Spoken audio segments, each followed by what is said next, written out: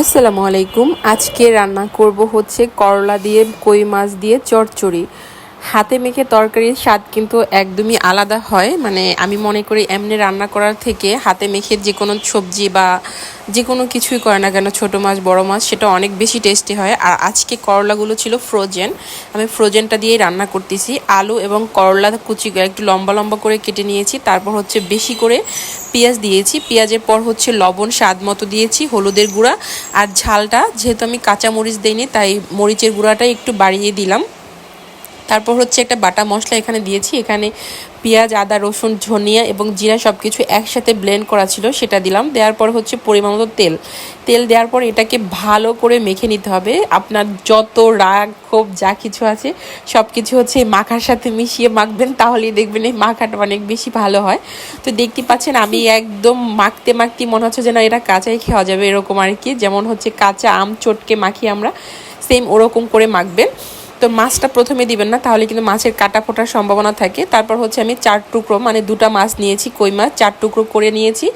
মাছটা দেওয়ার পর সবজি দিয়ে সুন্দর করে ঢেকে এখন হচ্ছে মানে হাতটা ধুয়ে যতটুকু পানি দেওয়া যায় ততটুকু, যদি আপনারা ঝোল রাখেন সেক্ষেত্রে পানিটা পরিমাণ আর একটু বাড়িয়ে দেওয়ার চেষ্টা করবেন। তো এই তো আমি এখন হচ্ছে এটাকে চুলাতে বসিয়ে দিয়েছি। আমি একটু মাখা মাখা করব, একদম যে ভাজা ভাজা তা করব না। তো দেখতে পাচ্ছেন 5 থেকে 7 মিনিট পর হচ্ছে এরকম একদম মাশাআল্লাহ কালারটা কত সুন্দর আসছে দেখতে পাচ্ছেন। আর এটা আমি মানে খাওয়ার পরেই হচ্ছে ভয়েসটা দিয়েছি, এটা অনেক বেশি মজা ছিল চচ্চড়িটা। কারণ এখানে যে আমি করলা দিয়েছি, করলার টেস্টটা পাওয়াই যাচ্ছিল না, মানে যে তিতো তিতো একটা ভাব আর কি, সেটা পাওয়াই যাচ্ছিল না, কারণ পেঁয়াজের পরিমাণটা একটু বেশি দেওয়ার কারণে।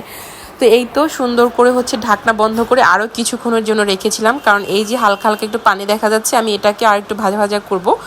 তো এই তো লাস্ট হচ্ছে আমি এরকম ভাজা ভাজা করে নিয়েছি, চুলাটা অফ করার পরে হচ্ছে এটা। আর এখন হচ্ছে সেই তো খেতে বসে পড়লাম গরম গরম ভাতের সাথে চচ্চড়ি। এরকম হাতে মেখে চচ্চড়ি কে কে পছন্দ করেন অবশ্যই কমেন্ট করে জানাবেন। আর সাথে ছিল একটা বোম্বাই মরিচ নিয়েছি, বোম্বাই মরিচগুলো হচ্ছে ফ্রোজেন, এটাও ফ্রোজেন ছিল। অনেকে হাসতে পারেন, কারণ বোম্বাই মরিচ কিন্তু সবসময় পাওয়া যায় না। যখন বেশি থাকে আমার কাছে, তখন হচ্ছে আমি এখান থেকে কিছুটা পরিমাণে ডিপ ফ্রিজে একটা পলি করে রেখে দিই, আর যখন খেতে ইচ্ছে করে তখন জাস্ট এভাবে করে নিই, কারণ এটা ঘ্রাণটা অনেক বেশি ভালো লাগে আর কি। আর যারা যারা এখন আমার চ্যানেলটিকে এবং ফেসবুক পেজটিকে সাবস্ক্রাইব এবং ফলো করেনি, অবশ্যই ফলো এবং সাবস্ক্রাইব করে পাশে থাকবেন। আর আমার ভিডিওগুলো আপনাদের কেমন লাগে সেটাও কমেন্ট করে জানাবেন। ধন্যবাদ সবাইকে। আবার নতুন কোনো মজার রেসিপি নিয়ে চলে আসবো, সে পর্যন্ত ভালো থাকবেন। আর খাবারটা কিন্তু অনেক বেশি গরম ছিল, আমি কিন্তু মানে মাছটা ভাঙতেই পারছিলাম না গরমের জন্য। তো ধন্যবাদ সবাইকে।